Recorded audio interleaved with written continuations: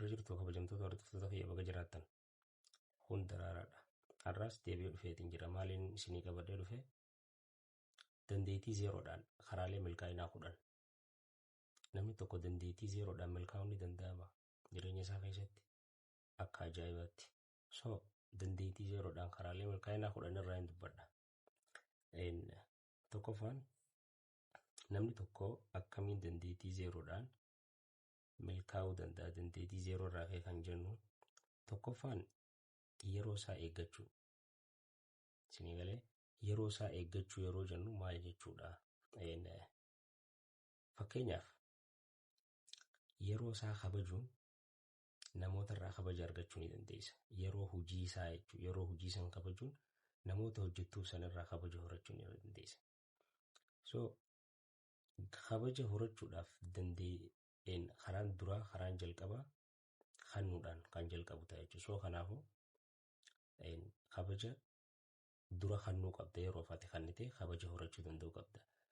Lammaffaan hojiidhaan of mul'isuu.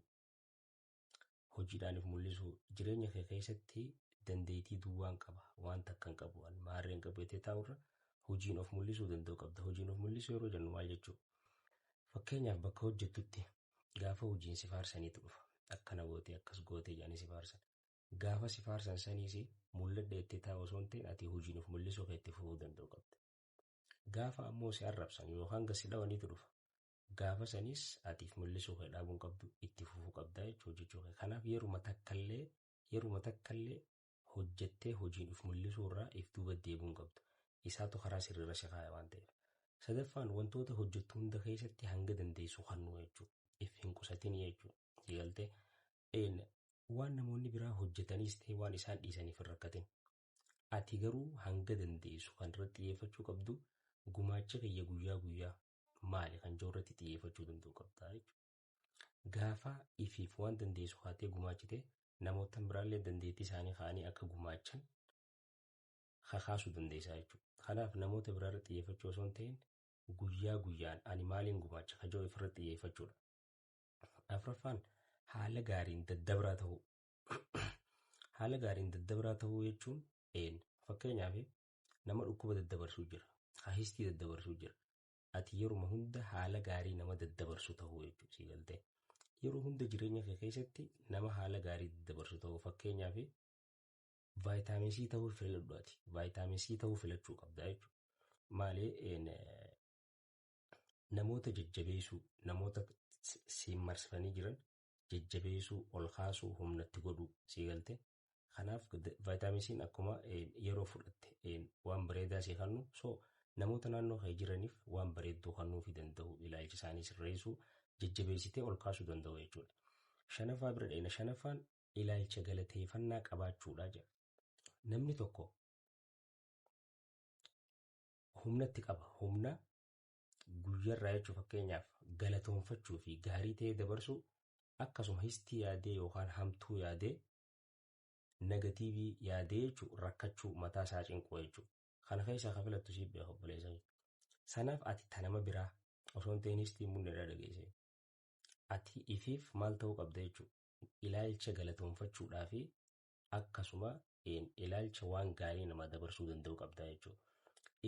Yeroo hunda furmaata barbaaduudha ja'affaan keenya. Furmaata barbaaduu rakkoo irratti jiraachuu. Akkana jechuun maal jechuun furmaata barbaaduu rakkoo irratti jiraachuu hoggaa jennu jireenya keessatti furmaata barbaaduu rakkoo irratti jiraachuu hoggaa jennu. Mee addunyaa laaltee gartuun akkamiin murteessitaati? Gaafa furmaata barbaaduuf lafaa kaatee deemtu addunyaa carraa taatee agarta. Gaafa kana karaa ittiin rakkoo tana mootu agartaa jechuudha. Gaafa kaatee tarkaanfii fudhatte jechuun maal godhuudhaaf furmaata barbaada gaafa kaatee karaan rakkoo san itti mootu sii galaa jechuudha. Kanaaf furmaata irratti sii galtee furmaata barbaaduu irratti xiyyeeffachuu qabdaan rakkoo ammoo irratti jiraachuu danda'uudha jenne ja'affaan. Torbaffaan quuqama qabaachuu yookaan fedhii qabaachuu paashin waan jennuun jechuudha. Quuqamni kun yookaan fedhii wanni jennuun kun boba'aa kaayyoo keetiiti. Sii galtee yookaan enerjii yookaan humna yookaan mirqaansituu jechuudha. Akka karaa kaayyoo keetiitti deemtu tan si geessitu quuqama yookaan fedhii qabaachuudha jechuudha. inni cimaan namoota cimaan humna qaban maybii lubbuun jiraachuu danda'an. Namoota quuqamaa fi fedhii qaban ammoo dagaaganii jiraatanii jechuudha addunyaa kanarra. Gara 8ffaatti dabarra. 8ffaan leenjisaa ta'uu. Maali leenjisaa ta'uun? Leenjisaa ta'uu hoggaa jennu laali jireenya kee guutuu keessatti barataa ta'uu danda'u jechuudha. Leenjisaa ta'uun yeroo hunda waan haarawa baruudhaaf, waan gaarii baruu, waan haarawa taate, barnoota haarawa taate argachuudhaaf yeroo hunda sinsinnii qabaachuudha. Inni kun jechuudha. Doormaanti taatee taa'uu dhabu jechuudha.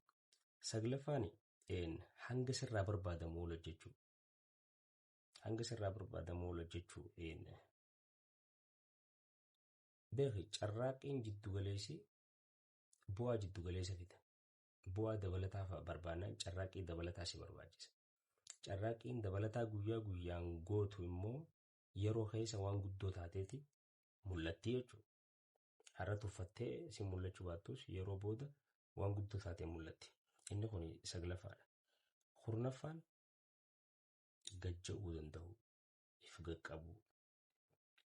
Siigaltee shaayin if gootee akka nama olitti akka nama beekuutti wanni osoo hin ta'in if gaqqabaa ta'uu jechuudha. Siigaltee if gaqqabaa namoota if gaqqaban wantoota waan beekan namaa dabarsan waan hin beekne barachuuf qophii ta'an jechuudha. Namoota osoo hin beekne ka'anii humnaa ol fiigan osoo hin ta'in. Har'aaf qorna kanaan qabadhee dhufee sagantaa wal fakkaatan immoo walitti deebiinu nagaa naa jiraadhaa. Galatooma.